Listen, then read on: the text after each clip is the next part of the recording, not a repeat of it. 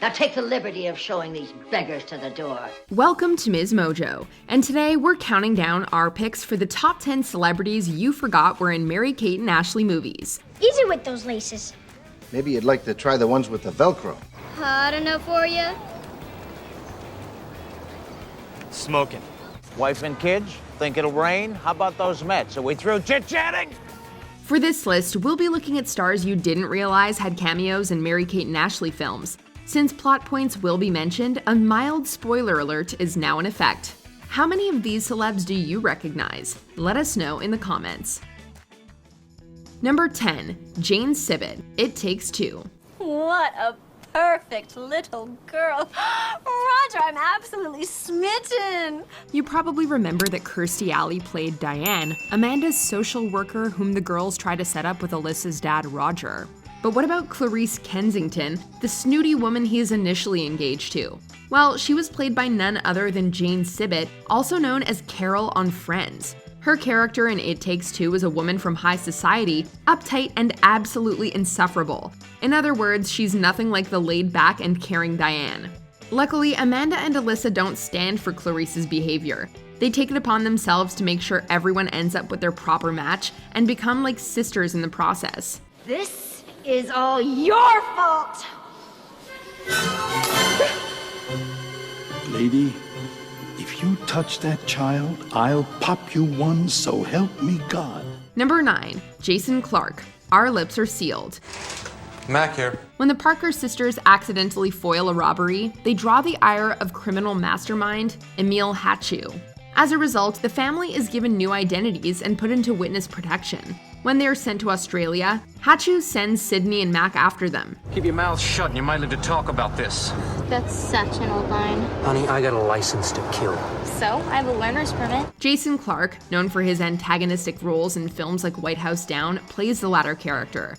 Their mission is to retrieve the diamond from the robbery that the sisters don't even realize they have. They pose as travel agents at the inn, but their ruse is short-lived. Neither Mac nor Sydney are a match for the twins, and they ultimately end up helping them beat Hatchu and return home. What are you guys doing here? We're wondering if you could touch up our nails. I seem to have broke mine. Number 8. Eric McCormarck, Double, Toil and Trouble. When you picture Eric McCormarck, you probably think of his outstanding work on Will and Grace as Will Truman himself. But years prior to landing that role, the actor actually starred in the Olsen twins' Halloween movie, Double, Toil and Trouble. It tells the story of twins, Lynn and Kelly Farmer, who set off on a quest to save their great-aunt Sophia from a malediction their great-aunt Agatha inflicted on her years prior. What prompts them to do so is their desire to help their parents save their house. They're struggling to make ends meet, and Agatha won't help. McCormack plays none other than Don Farmer, the girl's father. Now take the liberty of showing these beggars to the door. Number 7. Willie Garson, Our Lips Are Sealed. Until Emil Hatchu is permanently put in the pokey, you Parkers are in peril. Most people recognize Garson from Sex and the City, where he played Stanford Blatch. But his role in this Mary-Kate and Ashley movie is pretty different from the character you might associate him with. He plays Norm, one of the FBI agents on the Parker sisters' witness protection case. The girls certainly don't make his job easy, as they spill the beans about who they really are everywhere they go. They cause the lead agent on the case to take some time off, leaving Norm in charge. He makes it clear that Australia is their last chance. You've left me no choice. We're sending you to the last place on the planet. A port so remote that no person would presume to pinpoint your position. You mean Australia? Oh, you ruined it. Except he's not the sharpest tool in the shed, and his incompetence is what actually leads to the bad guys uncovering the family's whereabouts. Number 6. Austin Nichols, Holiday in the Sun. Hot enough for you? Smoking. Long before he won Brooke Davis's heart as Julian Baker on One Tree Hill, Nichols was Griffin Grayson in Holiday in the Sun. In this film, his character is a slightly nerdy teenager whose family is friends with Alex and Madison's. He's pretty smitten over the latter sister, but she likes a guy named Scott. Maybe this guy needs you to make the first move. Well, that's why I'm talking to you.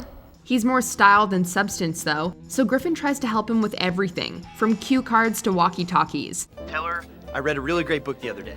So I read a really great book the other day. Really? What's it called? The jerk chicken. The jerk chicken. At the same time, he and Madison start to bond. She finally realizes Scott isn't right for her and learns what Griffin did. I guess I got a little carried away. But all I wanted to do was make you happy. You did. I did? Naturally, this leads to them finally becoming an item. It's safe to say Austin Nichols has perfected the art of playing a love interest at this point. Number 5, Troian Bellisario, Billboard Dad. While the main plot of Billboard Dad revolves around Tess and Emily trying to find their dad a love match, there's a subplot that involves being on the diving team. Amongst the other members of the squad is a familiar face, Troian Bellisario. Who's that? Some new kid. Heard he's from Hollywood. Before her big break, the actress behind smart perfectionist Spencer Hastings on Pretty Little Liars had a little role in this Mary-Kate and Ashley film as Kristen. We see her character laughing and gossiping with others about the new kid.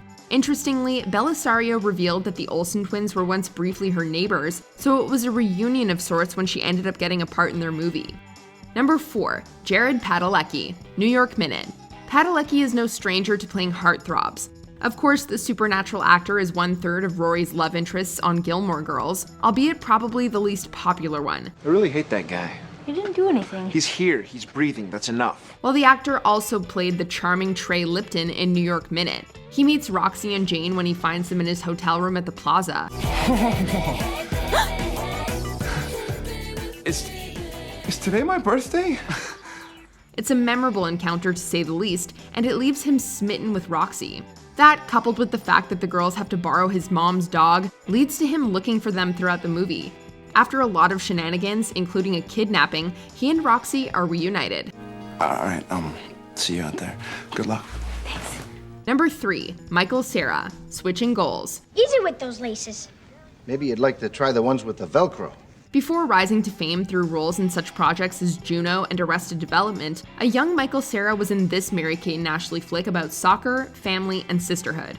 He appears as an ill-mannered boy named Taylor shopping with his mom at Jerry's House of Sports, and let's just say he's not exactly a friendly child. Watch it.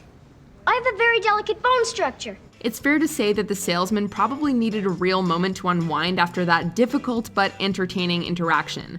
Of course, the cameo has nothing to do with the plot of the film itself, but it's worth it to see a tiny Michael Cera hilariously do his thing. Number 2, Eugene Levy, New York Minute. You okay, buddy? Yeah, I'm doing just fine, Sherlock. Yourself? Wife and kids? Think it'll rain? How about those Mets? Are we through chit-chatting? The legendary actor, back in the spotlight during the 2010s thanks to his portrayal of Johnny Rose on Schitt's Creek, was Max Lomax in this 2004 movie. While Roxy and Jane are running around New York City, Lomax is running after them. He's an officer from the Nassau County Department of Truancy who hopes to move up the ranks by catching Roxy. Bad girl, what you gonna do? What you gonna do when I come for you, bad girl? He's eventually redeemed and becomes friends with the girls, but not before we're treated to a lot of hilarity and mischief. Hi, where do you think you're going? You may want to check your fly. The actor certainly put his comedic prowess to good use here, and fans of Schitt's Creek can spot John Hemphill, the actor behind Bob on the sitcom, in the movie alongside Levy as well. You know, I think New York has the best car chases. Oh, shoot. Small favor, Clem. Put a sock in it. Before we unveil our number 1 pick, here are some honorable mentions. Jesse Spencer, Winning London. This Australian actor played the Brit, Lord James Browning Jr. But soft, what's light through yonder window breaks? It is the east. And Juliet is the sun. Cloris Leachman, Double, Toil and Trouble. The legendary actress pulled double duty as both Aunt Agatha and Aunt Sophia. There's someone at the door, madam. Should I answer it, madam? No, I'll answer it. You sit here and be filthy rich. Elizabeth Olsen, How the West Was Fun. Mary-Kate and Ashley's sister was the girl in the car. Do you know how to get to 7th Street? It's right over there, silly. Rhea Perlman, To Grandmother's House We Go.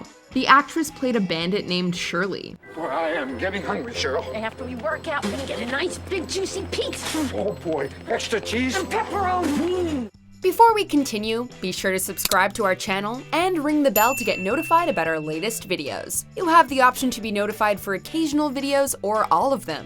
If you're on your phone, make sure you go into your settings and switch on notifications. Number 1. Megan Fox, Holiday in the Sun. Excuse me. Oh, were you in line? Brianna Wallace, messages please. No good early 2000s movie would be complete without a rich and entitled mean girl trying to ruin everything. Megan Fox did a stellar job of bringing that character, named Brianna Wallace, to life here. Her character, of the Wallace department store dynasty, has a crush on the same boy as Alex, Jordan. Now that we've met, I just want to get a few things straight around here. I get what I want, and this winter break, I want Jordan. She's not someone who's used to being told no, which is exactly what happens here, as Jordan clearly isn't that into her. Do you want to dance? Yeah, with Alex.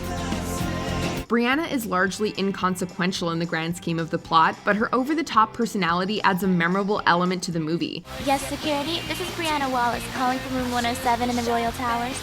I've been trying to get some sleep, and there's some deafening noise coming from the pool area. Be a love and do something about it, would you? Thank you. Plus, it's always a treat seeing Fox bring Mean Girls to life on screen. Confessions of a Teenage Drama Queen, anyone? Do you agree with our picks? Check out this other recent clip from MsMojo and be sure to subscribe and ring the bell to be notified about our latest videos.